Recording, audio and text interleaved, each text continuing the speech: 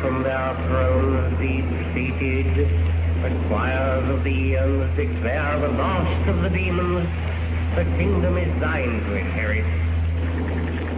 What I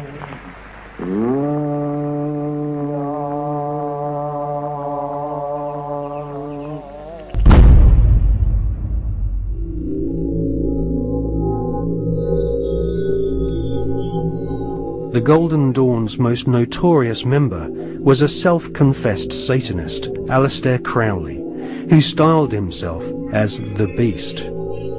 Crowley was one of the pantheon of cult figures portrayed on the cover of the Beatles record Sgt. Pepper's Lonely Hearts Club Band. Crowley had already been trying to contact the devil in 1898 when he first made contact with the Order of the Golden Dawn.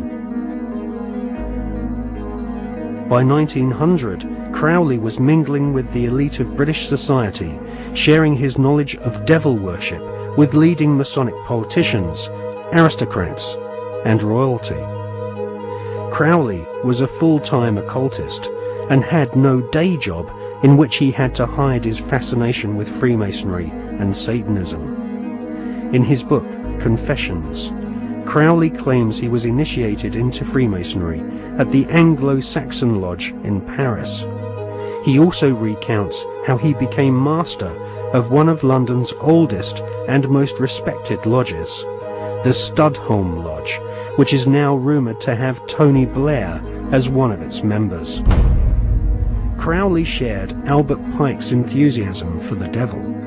In his book entitled Magic, Crowley writes, "The devil is this serpent, Satan. He is life and love. He is light, and his zodiacal image is Capricornus, the leaping goat, the Godhead."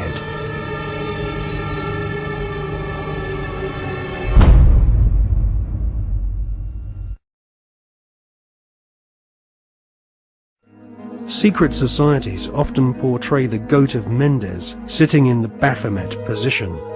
A statue of George Washington himself, a high-ranking Freemason, shows one of America's founding fathers sitting in the same occult posture as Crowley's goat-headed devil.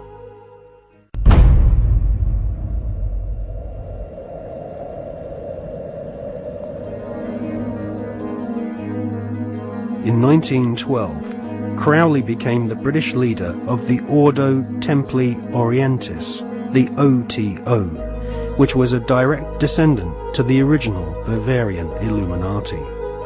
The OTO was a hardcore satanic secret society, and Crowley devised the initiation ritual around the 33rd degree ceremony of Scottish Rite Freemasonry.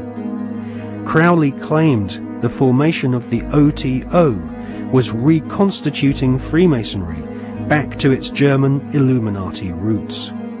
Crowley wanted nothing less than to dance with the devil. He was impatient with the politeness of Masonic ritual. He described basic Freemasonry in the lower ranks as a sinister association for political intrigues and pirates.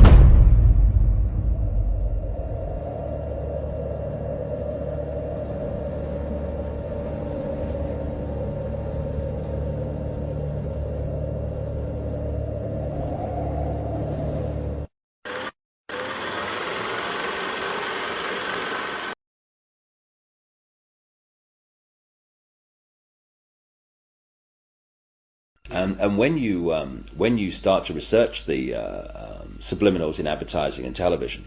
What staggers you is not what they do and what's there, but the scale of it. I mean, it's like our consciousness is being hit by an explosion of this stuff. Because you see, this is another interesting point. Experiments have shown that about 1.5 seconds before the conscious mind decides to take action, move its arms or whatever, speak, 1.5 seconds before it consciously decides to do that, the electrical signals have begun in the brain to do it. For me, the conscious level is the experiencer and observer of reality, but the subconscious is the creator of it, the generator of it. And this is why the Illuminati want the subconscious mind through subliminals. What does subliminal mean? It means below threshold. It's below the threshold the conscious mind picks up, but the subconscious mind picks everything up like a sponge. And therefore they are planting these thoughts into the subconscious, which then filter down into the conscious, and we think we're having our own thoughts, when actually they're implanted thoughts done at a subliminal level. Rats were caught in the sewers a week ago. Now they're stopped. When the plastic door is raised up, the rats will shoot out like bullets. It was a common punishment in Imperial China. Do it to Julia! Do it to Julia! Not me! Julia!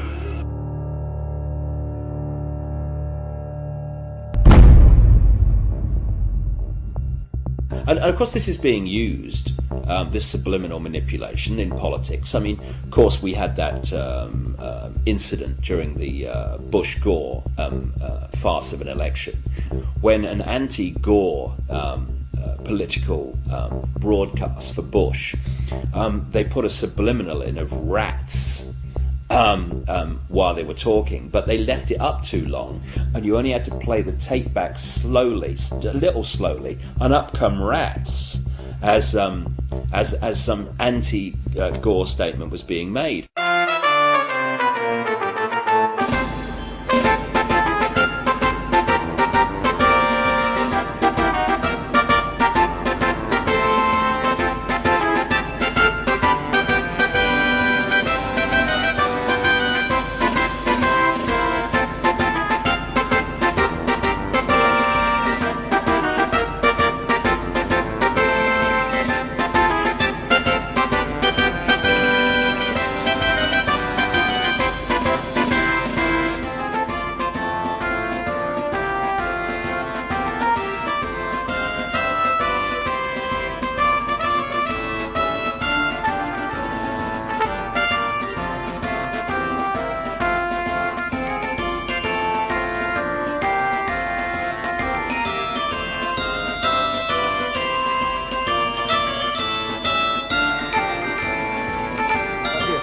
Necesito tu voto para seguir luchando por el futuro de nuestros hijos.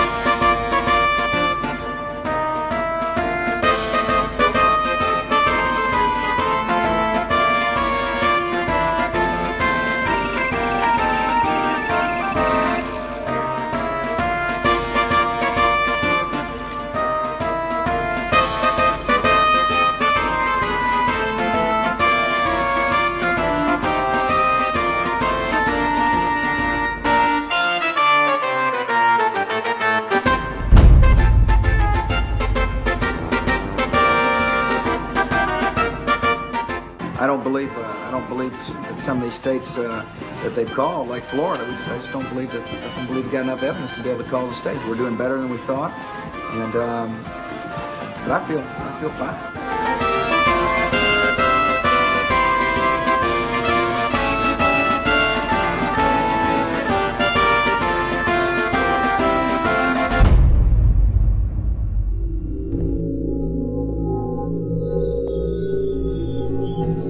In accordance with the laws of the state of Florida, I hereby declare Governor George W. Bush the winner of Florida's 25 electoral votes for the President of the United States.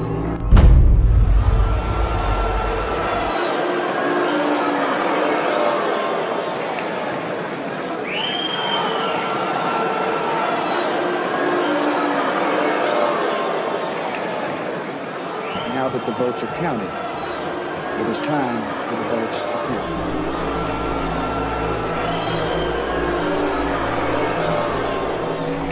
I wish to point out that our American democracy has triumphed once again.